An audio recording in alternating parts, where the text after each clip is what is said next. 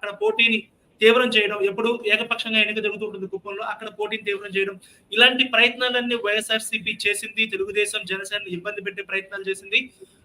ఇక exit poll results ను reflect చేసేలాగా ఎగ్జాక్ట్ పోల్స్ కూడా వస్తున్నాయి. అయితే వైఎస్ఆర్సీపీ చెప్తోంది ఏంటంటే ఎప్పుడు కూడా ఇవన్నీ ఎగ్జిట్ పోల్స్ ఫలితాలు కాదు, అసలైన పోల్స్ మాత్రమే తమ పరిగణలోకి తీసుకుంటామని చెప్పారు. అలాగే పోస్టల్ బ్యాలెట్ లో ఉద్యోగులు తమకు వ్యతిరేకంగా ఉన్నారు కాబట్టి ఇనీషియల్ గా కూటమి వైపు ఆధిక్యత కనిపించిన పోలింగ్ రోజున ఎగ్జాక్ట్ పోల్స్ లో మాత్రం ఈవీఎం లో ఓట్లలో మాత్రం తామే ఆధిక్యత సాధిస్తామని వాళ్ళు చెప్తూ ఉన్నారు. ప్రస్తుతం పవన్ కళ్యాణ్ లీడింగ్ కనిపిస్తోంది. మనతో ABP input editor Sudhakar join అయ్యారు. సుధాకర్ వినిపిస్తుందండి? వినిపిస్తుంది. చెప్పండి. సో మనం చూస్తూ ఉన్నాం తెరపైన పవన్ కళ్యాణ్ మొత్తానికి అనుకున్నది సాధించేది పరిస్థితి కనిపిస్తూ ఉంది. సో పిఠాపురానికి సంబంధించి ఎట్టి పరిస్థితుల్లో గెలుస్తాను అని ఆయన చెప్పారు. అంటే ఎన్నికలకు ముందు జరిగినటువంటి సభలు కానీ, లేకపోతే ఎన్నికలకు ముందు పిఠాపురంలో ఉన్నటువంటి పబ్లిక్ మూడ్ ను బట్టి ఆయన స్పష్టంగా గెలుస్తారు అనేటువంటి అంచనా ఉన్నప్పటికీ ప్రస్తుతం అయితే రిజల్ట్స్ వస్తున్నాయి కాబట్టి మళ్ళీ ఒకసారి మాట్లాడుకుందాం. చెప్పండి, పవన్ కళ్యాణ్ కు సంబంధించి చాలా డిస్కషన్ జరిగింది. ఆయన ఎక్కడ పోటీ చేస్తారు, పోటీ చేస్తే గెలుస్తారా లేదా, ఆయన ఎదుర్కోవడానికి వైఎస్ఆర్సీపీ ఎలాంటి వ్యూహాన్ని అవలంబిస్తుంది, ఇవన్నీ జరిగాయి. ఆయనపై ఒక మహిళా అభ్యర్థిని నిలబెట్టి ఆవిడకు ఉప ముఖ్యమంత్రి పదవి ఇస్తామని చెప్పడం కానీ, లేకపోతే ఇవన్నీ జరిగినటువంటి పరిస్థితుల్లో ప్రస్తుతానికి పవన్ కళ్యాణ్ పిఠాపురంలో లీడ్ లో ఉన్నారు. దీనిపై తుది ఫలితం ఎలా ఉండబోతోంది అనేది అనిపిస్తుంది. అలాగే రాష్ట్ర వ్యాప్తంగా, ఆంధ్రప్రదేశ్ వ్యాప్తంగా వస్తున్నటువంటి ఫలితాల సరళిని చూస్తే మీకేమనిపిస్తుంది?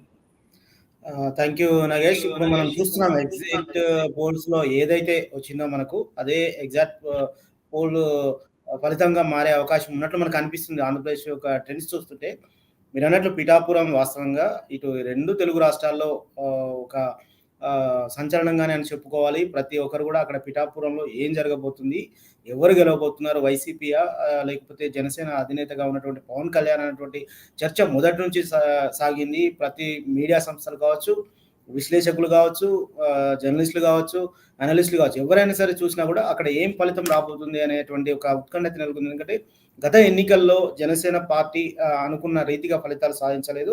ముఖ్యంగా పవన్ కళ్యాణ్ లాంటి ఒక పవర్ స్టార్, ఎందుకంటే ఆయనకి సినిమాల్లో ఉన్నటువంటి బేస్ చూసుకోవచ్చు, ఆయనకు ఉన్నటువంటి ఫ్యాన్ చూసుకోవచ్చు, ఫ్యాన్స్ ఎట్లా ఆయన గురించి ఆయన మీటింగ్స్ ఎట్లా వస్తారో అనేది కూడా మనకు తెలుసు. కానీ గత ఎన్నికల్లో అలాంటి పర్ఫార్మెన్స్ ఆయన రాజకీయాల్లో చూపించలేకపోతే ఈ దఫా గినక ఒకవేళ అదే గినక పునరావృతం అయితే జనసేన పరిస్థితి ఏంటి అన్నటువంటి ఒక చర్చ కూడా నడిచింది. కానీ కూటమి కట్టడం ద్వారా అటు టీడీపీ, జనసేన, ఇటు బీజేపీ కూటమి కట్టడం ద్వారా ఒక బలమైనటువంటి శక్తిగా జనసేన ఎదగబోతుందని మనకు తెలుస్తుంది. అదేవిధంగా పిఠాపురంలో పోటీ చేస్తున్న క్రమం కూడా మనం చూస్తే అసలు ఈ కూటమి అంతా అవడానికి కూడా మొదటి నుంచి పవన్ కళ్యాణ్ చెప్తూనే ఉన్నాడు. ఎట్టి పరిస్థితుల్లో జగన్ ని గద్దె దించడం నా ధ్యేయం అని చెప్పి ఆయన యొక్క ప్రసంగాలు కూడా చూస్తే చాలా అగ్రెసివ్ గా మాట్లాడినటువంటి ప్రసంగాలు మనం చూడొచ్చు. ఆ రకంగా ఎట్టి పరిస్థితుల్లో జగన్ వ్యతిరేక ఓటును చీల్చబోమని చెప్పి తాను 21 సీట్లు తీసుకొని అటు టీడీపీ తోటి అదేవిధంగా బీజేపీతో కూడా సమన్వయం చేసుకుంటూ జగన్ ని ఓడించడానికి పవన్ కళ్యాణ్ ఒక వ్యూహాత్మకంగానే తన పొలిటికల్ ప్రయాణం ఈ దఫా ఎన్నికల్లో ప్రారంభించాలని చెప్పాలి. పిఠాపురం విషయానికి వస్తే ఆయన ఆచితూచి చాలా తెలివిగానే ఆ నియోజకవర్గాన్ని ఎంచుకున్నాడు. అక్కడ ఉన్నటువంటి సామాజిక వర్గ సమీకరణాలు కావచ్చు, అదేవిధంగా ఆ ప్రాంతం తనకు ఉన్నటువంటి అభిమానగణం కావచ్చు, అదేవిధంగా అనేక రకమైనటువంటి ఆ సమీకరణాలు చూసుకొని పిఠాపురంలో పోటీ చేయడం జరిగిందని మనం చెప్పుకోవాలి. ఈ క్రమంలోనే అక్కడ జగన్ పర్యటనలో కూడా అక్కడ ఉప ముఖ్యమంత్రి ఇస్తాను, ఒక మహిళకి ఇస్తాను, మొత్తం నేను ఆ నియోజకవర్గానికి అభివృద్ధికి సంబంధించి కట్టుబడి ఉన్నాను, ఒక మహిళకు క్యాబినెటే కాదు ఏకంగా ఉప ముఖ్యమంత్రి పదవి ఇవ్వడం ద్వారా ఆ నియోజకవర్గానికి ఒక ప్రత్యేకతను తాను ఇవ్వబోతున్నట్లు ప్రకటించినప్పటికీ ఇప్పుడు ఉన్నటువంటి ప్రస్తుతమైన ట్రెండ్ చూస్తే మాత్రం అవి ఏమీ పట్టించుకున్నట్టు ఓటర్లు మనకు కనిపిస్తోంది. ఇంకా మెజారిటీ ఎంత వస్తుంది అనేది కూడా ఒక ప్రధానంగా చర్చ.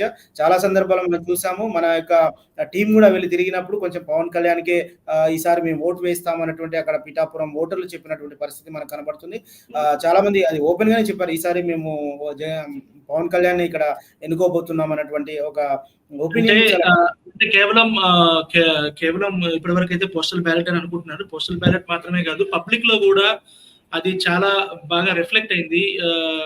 అండ్ జనసేన ఈ విషయాన్ని చాలా తీవ్రంగా తీసుకున్నట్లు కూడా కనిపిస్తుంది. ఎందుకంటే స్వయంగా పవన్ కళ్యాణ్ పోయినసారి భీమవరం, గాజువాకలో ఓడిపోవడం అనేది అభిమానులకి చాలా హర్టింగ్ చేసినటువంటి విషయం. సో, కేవలం పిఠాపురం మాత్రమే కాదు, జనసేనకు సంబంధించి ఇప్పుడు రిజల్ట్స్ చూసినట్లయితే చాలా చోట్ల అటు భీమవరంలో గాని, లేకపోతే తాడేపల్లిగూడెంలో గాని, ఇంకొన్ని తెనాలి చోట్ల కావచ్చు. జనసేన పోటీ చేసినటువంటి చాలా చోట్ల కూడా వాళ్ళందరూ కూడా లీడ్‌లో కనిపిస్తూ ఉన్నారు. సో, జనసేన కార్యకర్తలు అనేవాళ్ళు ఈసారి చాలా కష్టపడినట్లుగా, లేకపోతే చాలా సీరియస్‌గా వర్క్ చేసినట్లుగా కూడా కనిపిస్తూ ఉంది. అలాగే పోయినసారి ఒక విమర్శ కూడా ఉంది. స్వయంగా పవన్ కళ్యాణే అనేక సభల్లో కామెంట్ చేసినటువంటి పరిస్థితి ఉంది. మీరు నా వైపు ఇక్కడ జేజేలు కొడతారు గానీ ఓట్లు మాత్రం వెళ్లి జగన్‌కి వేస్తారని చెప్పి పవన్ కళ్యాణ్ స్వయంగా కామెంట్ చేసినటువంటి పరిస్థితి ఉంది. అయితే ఈసారి అలాంటిది జరగలేదు అనేటువంటి అనుకోవచ్చా? లేకపోతే అంటే ఇంకా మనకి ఈవీఎం రిజల్ట్స్ అయితే బయటికి రాలేదు. బహుశా ఎంప్లాయీస్ సంబంధించినటువంటి ఓటర్ల రిజల్ట్స్ మాత్రమే బయటకొచ్చాయి.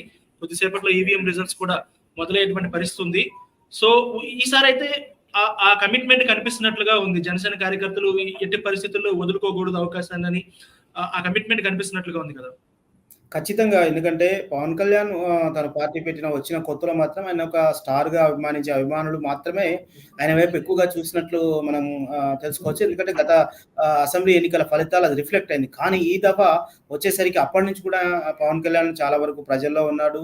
ప్రజల్లో తిరిగాడు. అటు వైఎస్ఆర్‌సీపీ ఉన్న వ్యతిరేకతను తన వైపు తిప్పుకోవడం కూడా సఫలీకృతమయ్యాడు. అంతేకాకుండా కిడ్నీ బాధితులు కావచ్చు, రైతుల వాళ్ళని పరామర్శించడం కావచ్చు, అదేవిధంగా రైతులకు ఆయన సొంత డబ్బులతో ఆర్థిక సాయం చేయడం కావచ్చు, ఇట్లాంటి కొన్ని ప్రత్యేకమైనటువంటి కార్యక్రమాలు చేపట్టడం ద్వారా ప్రజల్లోకి వెళ్ళడం ద్వారా పవన్ కళ్యాణ్ కొంచెం అభిమానాన్ని సంపాదించుకున్నాడు. అటు అంటే కేవలం తన ఫ్యాన్సే కాకుండా ఒక సాధారణ ఓటర్, ఒక న్యూట్రల్ ఓటర్‌ని కూడా తన వైపు తిప్పుకునే పరిస్థితి తాను తెచ్చుకోవడంలో సక్సెస్ అయ్యాడని చెప్పాలి.